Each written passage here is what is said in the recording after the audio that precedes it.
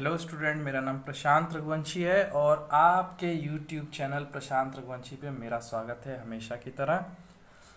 आज हम लोग बहुत ही interesting topic peptic ulcer discuss करने वाले हैं, जो बी फॉर्म फर्स्ट ईयर के कोर सब्जेक्ट में है, पैथोफिजियोलॉजी में।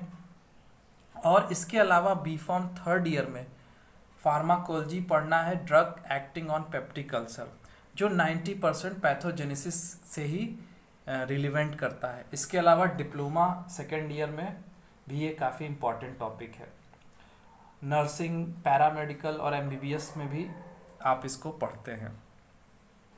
मैं बता दूं, ये लगभग हर साल एग्ज़ाम में, फार्मेसी के एग्ज़ाम में पूछा जाता है और इसका कॉन्सेप्ट क्लियर करना ज़रूरी है। तो चलिए डिस्कस करते हैं पेप्टिक अल्सर। कुछ बेसिक चीज़ें मैं बता दूं। हमारे स्टमक में डाइजेशन को इन्हांस करने के लिए, बैक्टीरिया को किल करने के लिए और जो फैट होता है उसका इमल्सिफिकेशन करने के लिए, इसके अलावा भी बहुत काम होते हैं, बट ये 3 मेन काम के लिए HCl सिक्रीट होता है गैस्ट्रिक जूस के साथ। ये HCl गैस्ट्रिक जूस के pH को बहुत ही कम करके 3 to 4 तक ले जाता है, जिसके वजह से ये सारे काम होते हैं।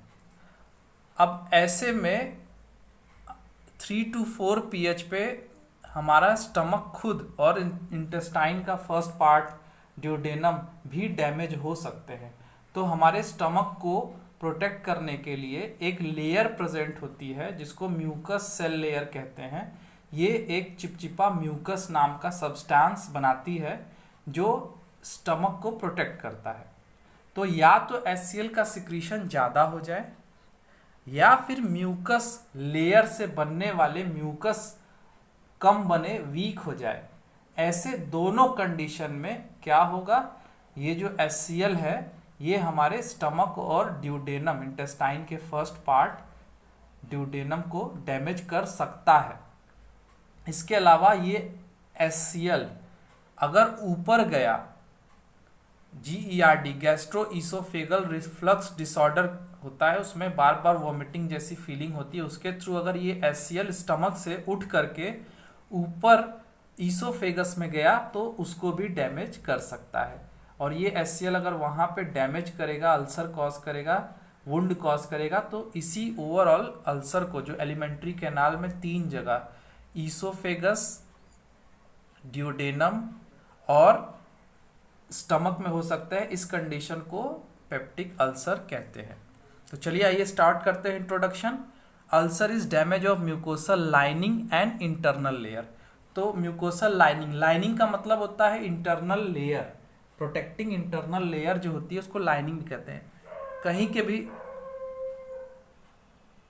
के भी प्रोटेक्टिंग लेयर को लाइनिंग कहते हैं। तो डैमेज हो जाए लाइनिंग, और या उसके अंदर की जो लेयर होगी, लाइनिंग के नीचे की जो म्यूकोसा लेयर और अदर लेयर होगी वो भी डैमेज हो जाए, तो इस कंडीशन को अल्सर कहते हैं। इसमें ब्लीडिंग अकर होता है और स्टमक के पैराइटल सेल से HCl सिक्रीट होता है। HCl कहाँ से सिक्रीट होता है? स्टमक के पैराइटल सेल से।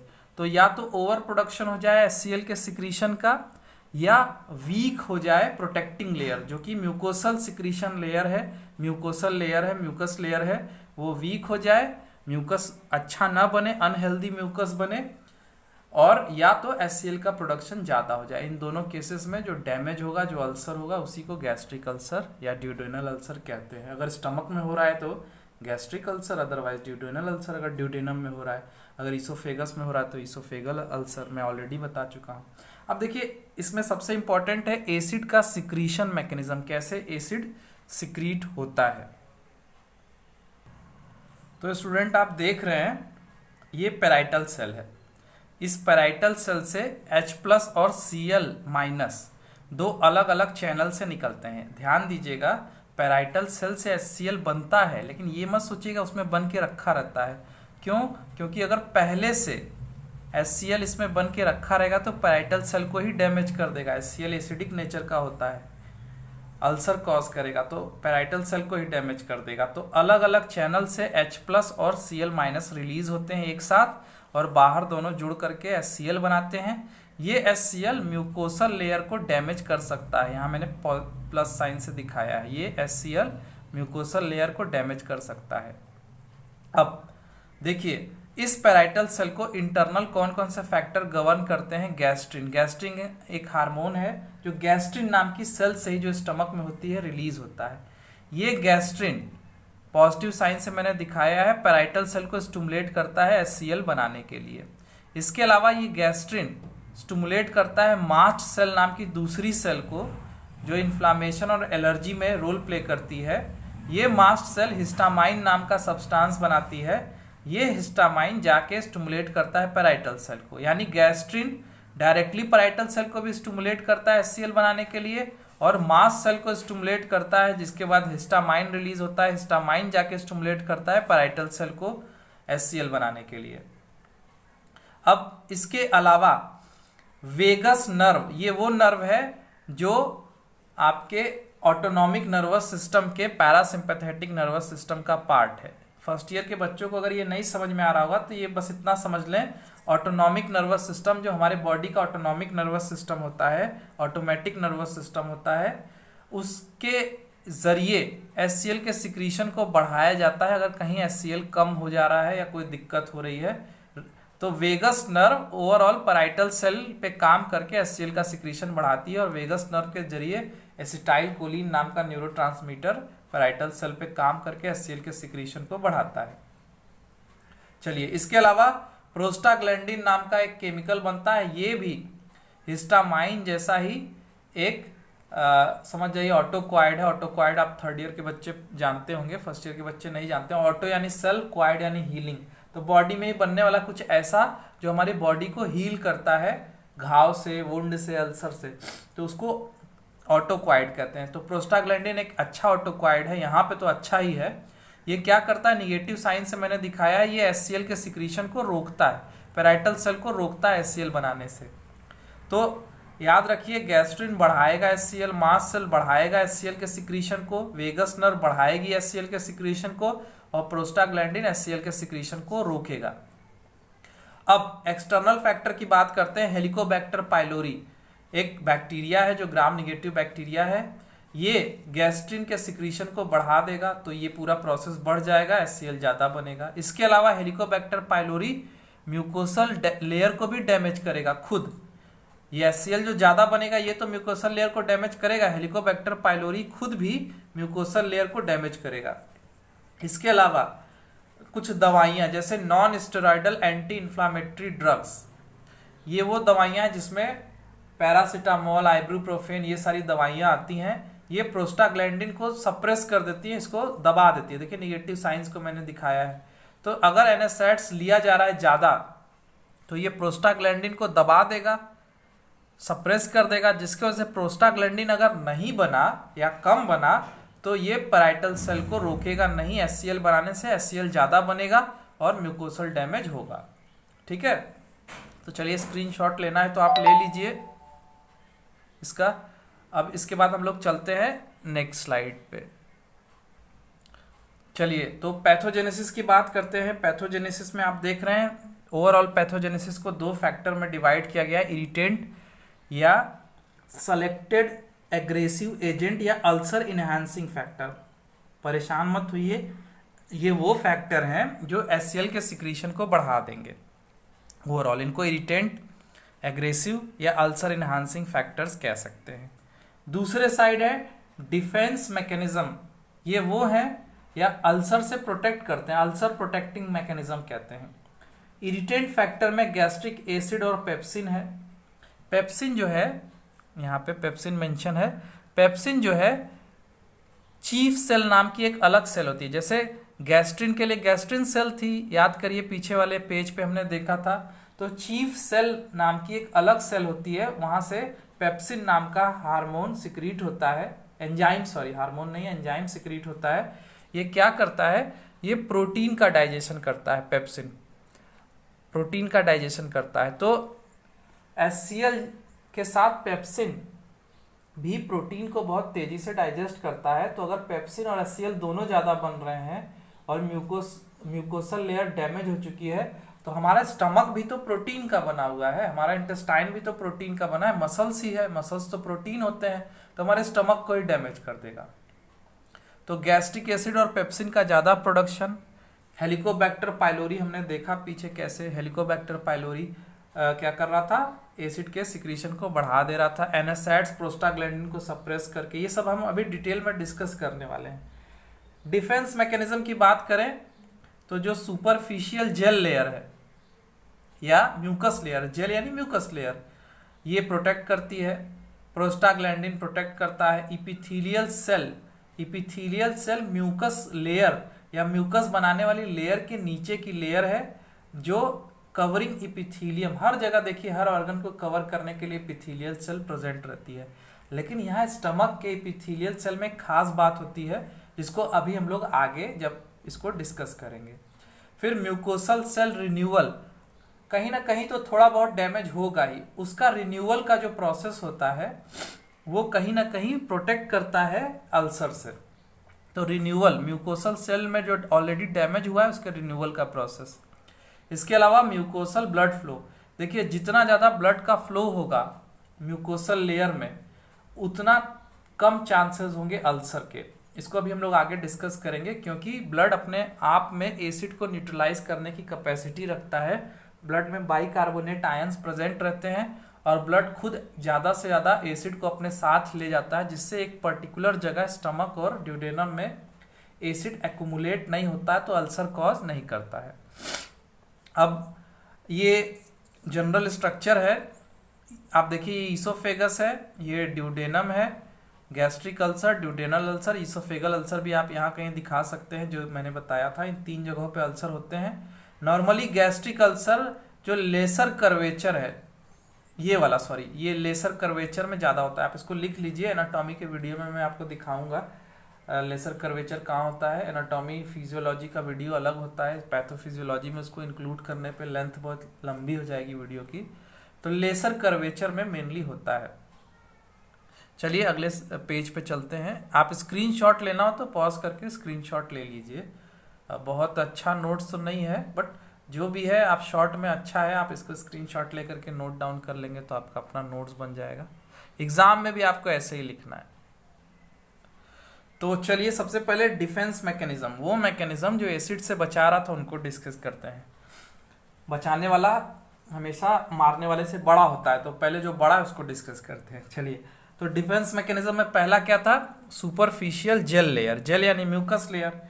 तो म्यूकस सेल जो स्टमक की होती है ये म्यूकस नाम का केमिकल सिक्रीट करती है। एरो से मैंने स्टेप बाय स्टेप सब बताया है।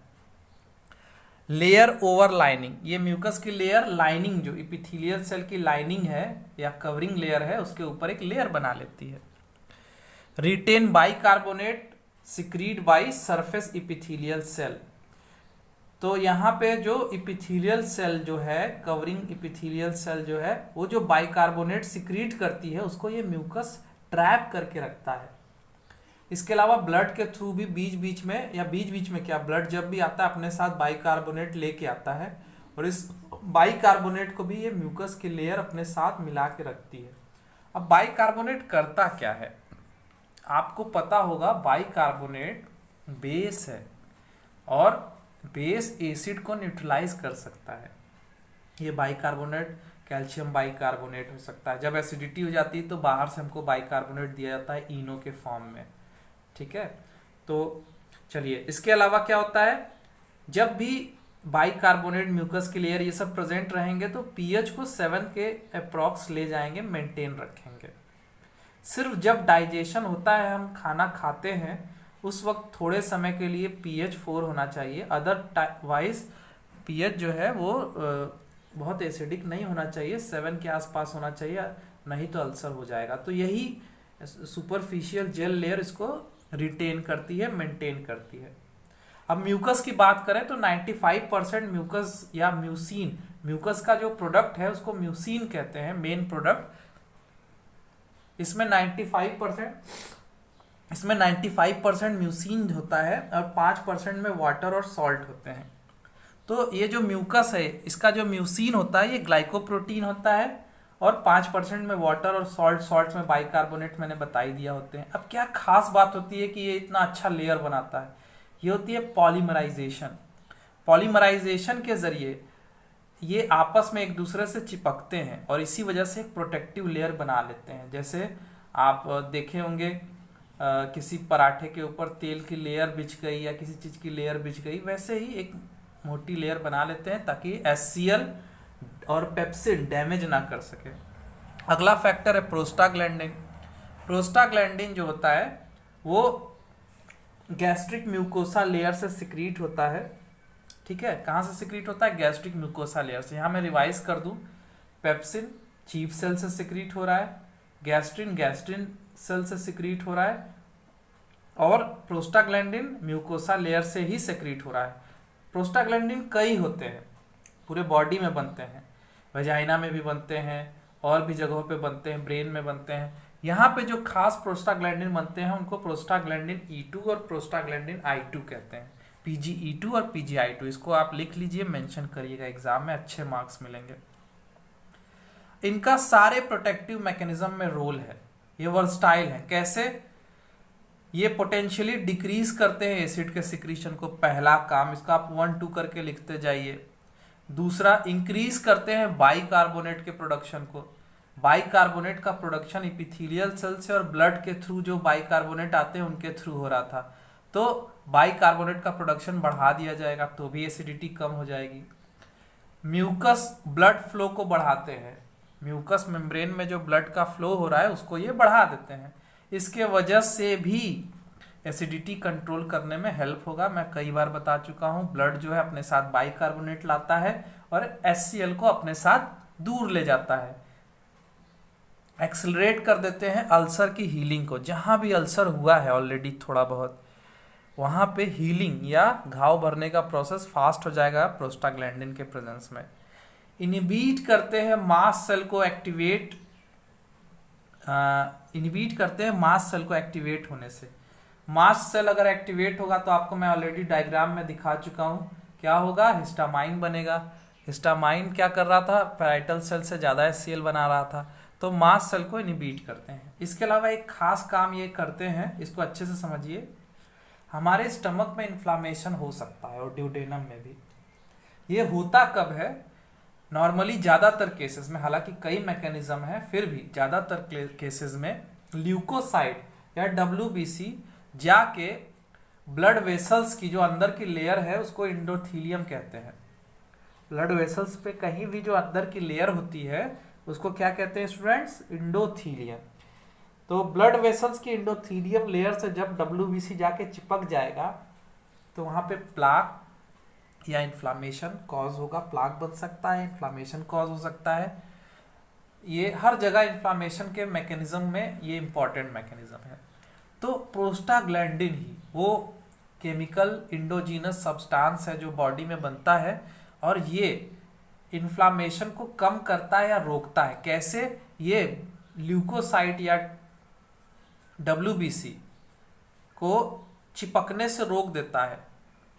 किससे रोक देता है चिपकने से? इंडोथीलियम से। ठीक है, ल्यूकोसाइट आपका थ्रोम्बोसाइट, प्लेटलेट, ल्यूकोसाइट WBC और इरिथ्रोसाइट RBC। हालांकि यहाँ पे जरूरी नहीं है, फिर भी बता दिया, आपको याद रहे। चलिए, फिर अगला factor epithelial cell. Mucus layer present है, उससे म्यूकस रिलीज हो रहा है, उसके नीचे की लेयर जो है वो एपिथेलियल सेल है। इसी को म्यूकस बचा रहा है या म्यूकस म्यूसिन इसी को प्रोटेक्ट कर रहा है। लेकिन एपिथेलियल सेल के पास भी हर जगह कवरिंग लेयर, जैसे हार्ट के ऊपर भी है, किसी भी ऑर्गन पे हर जगह पे जो कवरिंग लेयर होती है वो एपिथेलियल टिश्यू की बनी होती है। टिश्यू चैप्टर में हम लोग इसको डिस्कस करेंगे बाद में। लेकिन हर जगह के एपिथेलियल से यहाँ के एपिथेलियल में अंतर होता है। क्या अंतर होता है? यहाँ की एपिथेलियल लेयर जो होती है उसमें टाइट जंक्शन ज़्यादा होते हैं। अब टाइट जंक्शन क्या होते हैं? दो सेल के बीच के स्पेस को इंटरस्टिशियल स्पेस कहते हैं। ये स्पेस अगर ज़्यादा होगा तो हम बोलेंगे लूज जंक्शन है, लूज जंक्शन है। क्यों भाई? स्पेस, दो सेल के बीच में स्पेस ज़्यादा है तो स्पेस के बीच से कुछ भी अंदर जा सकता है, तो लूज जंक्शन हुआ।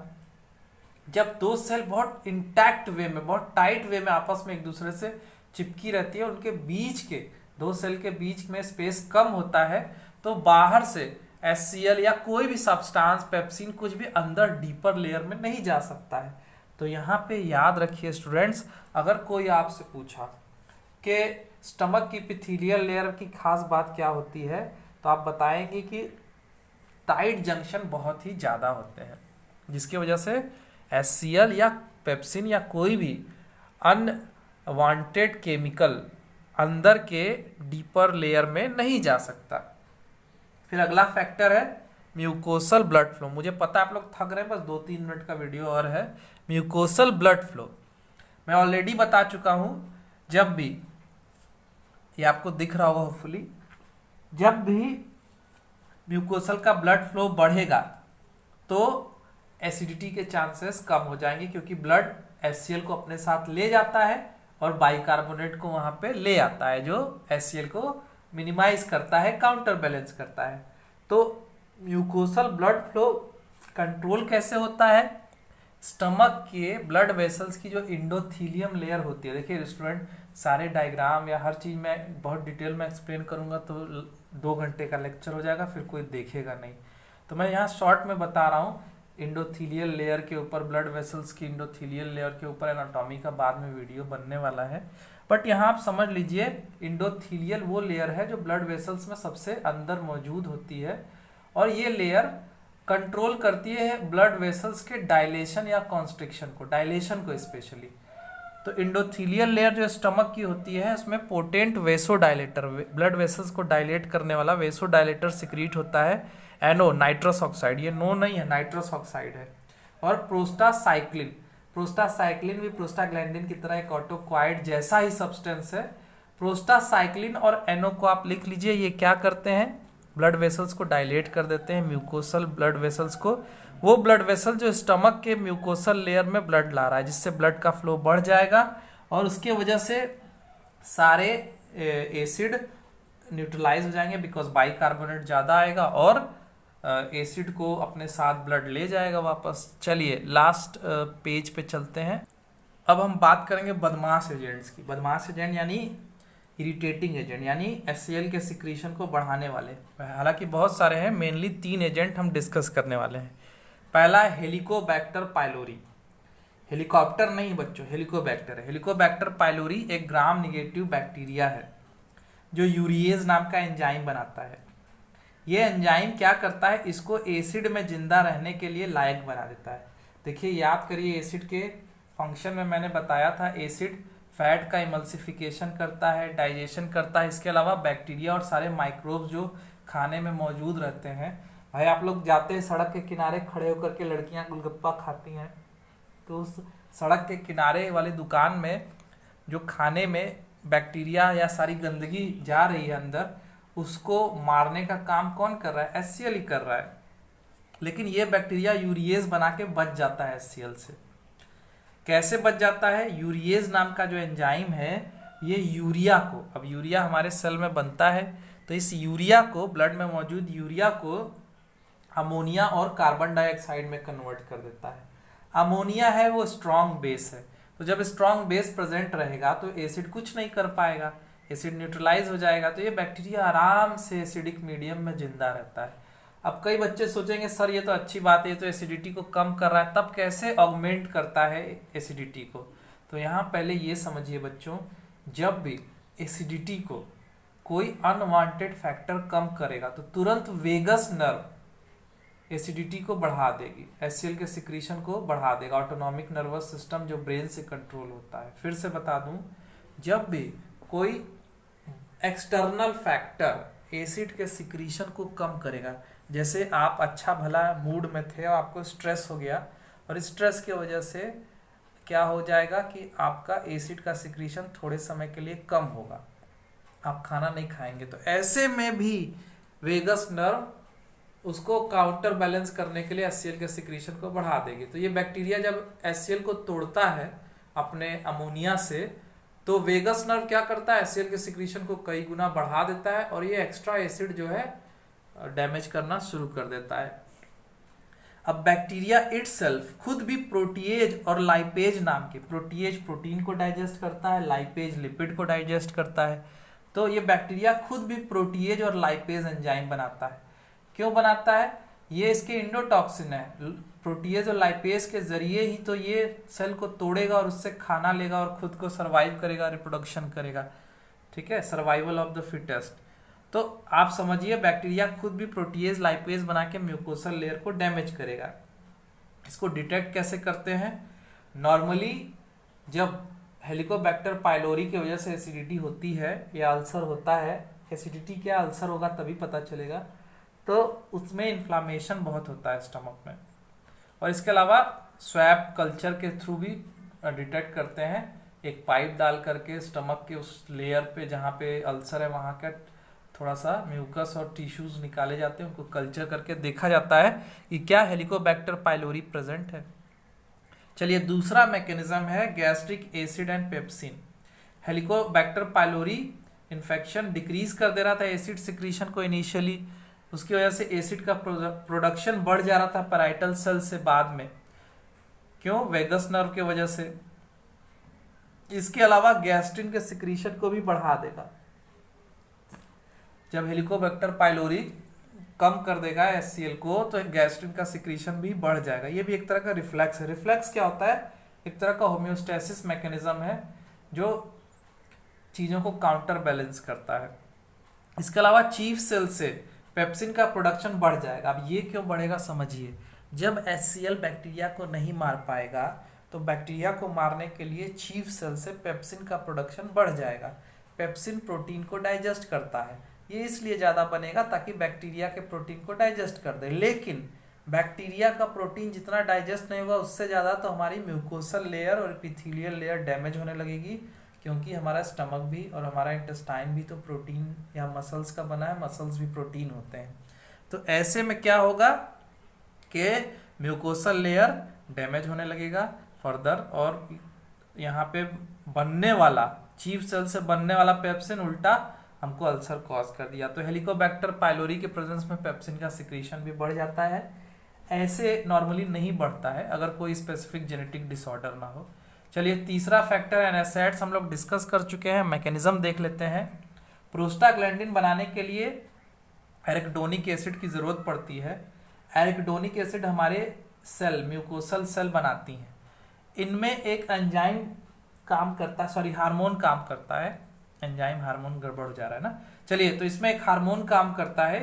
हार्मोन क्या है? कैटलिस्ट। कैटलिस्ट की तरह एक बायोजेनेटिक कैटलिस्ट काम करता है, दैट इज साइक्लोऑक्सीजनेज। साइक्लोऑक्सीजनेज वो हार्मोन है जो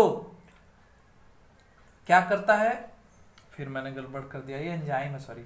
तो ये क्या करता है साइक्लोऑक्सीजनेज? साइक्लोऑक्सीजनेज और एरिकडोनिक एसिड को प्रोस्टाग्लैंडिन में कन्वर्ट करता है। फिर से समझ लीजिए, प्रोस्टाग्लैंडिन की जरूरत है। क्यों जरूरत है हम लोग देख चुके हैं। प्रोस्टाग्लैंडिन बनेगा तभी एसिड का सिक्रीशन रुकेगा। उसको बनाता कौन है? एरिकडोनिक एसिड। एरिकडोनिक एसिड बन के रखा है, लेकिन सिर्फ एरिकडोनिक एसिड से काम नहीं चलेगा। साइक्लोऑक्सीजनेज नाम का एक कैटलिस्ट, बायो कैटलिस्ट भी चाहिए, जिसको साइक्लोऑक्सीजनेज 1 और साइक्लोऑक्सीजनेज 2, कॉक्स 1 और कॉक्स 2 कहते हैं। ये सारे NSAIDs non steroidal anti inflammatory drugs, जिसमें पैरासीटामोल, आइब्रूप्रोफेन ये सारे आते हैं, एस्प्रिन आता है, ये सब क्या करते हैं? कॉक्स को इनिबिट करते हैं, साइक्लोऑक्सीजनेज को इनिबिट करते हैं। तो ये बताइए, जब साइक्लोऑक्सीजनेज रहेगा ही नहीं तो प्रोस्टाग्लैंडिन बनेगा नहीं। प्रोस्टाग्लैंडिन बनेगा नहीं तो HCl ज़्यादा बनेगा, क्योंकि उसको रोकने वाला तो कोई है ही नहीं, तो एसिडिटी ज़्यादा होगी।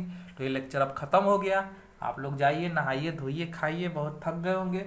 और पार्ट 2 इसका आएगा, उसको ज़रूर देखिएगा। उसमें हम लोग कॉज और प्रिवेंटिव मेजर्स और भी सारी चीज़ें, मेनली एक और टॉपिक्स में आपको गैस्ट्रिक और ड्यूडेनल अल्सर में क्या अंतर है वो डिस्कस करेंगे। तो काफ़ी इंटरेस्टिंग वीडियोस आने वाले हैं। लगातार 1000 से ज़्यादा सब्सक्राइबर हो गए हैं। Thanks to all of you, बहुत मैं दिल से आप सबका थैंक्स बोलता हूँ।